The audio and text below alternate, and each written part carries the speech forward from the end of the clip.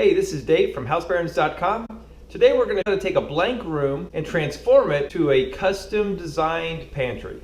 Step number one was to mark our studs. That's the crucial step so we can anchor our shelving and cabinets. Right here.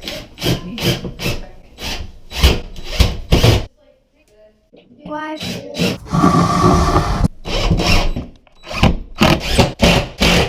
Alright, the second step, put in the base cabinets. We mounted those on a cleat at the back that gave the same spacing as the trim. That way we didn't have to remove the trim.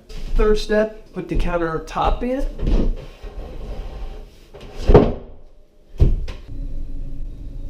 We're putting together our shelves. What I have is two counter length boards that are going to have supports in between them. We'll nail the shelves together first. We're going to brad nail them together.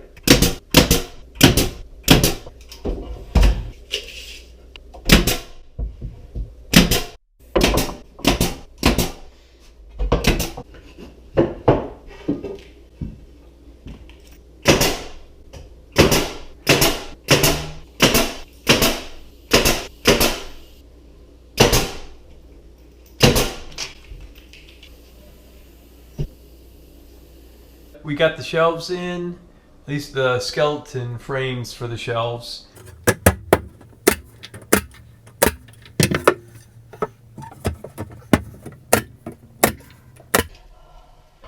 But right now you can see we've greatly increased the amount of storage in this room with the two cabinets, countertop, 3 shelves, which provide quite a lot of room. Shelves are ready for paint and to be stocked full of food. Hope this video helps. If you got anything out of it, give us a thumbs up. If you haven't subscribed, please do. We've got lots more videos coming. Thanks for viewing, and we'll see you next time.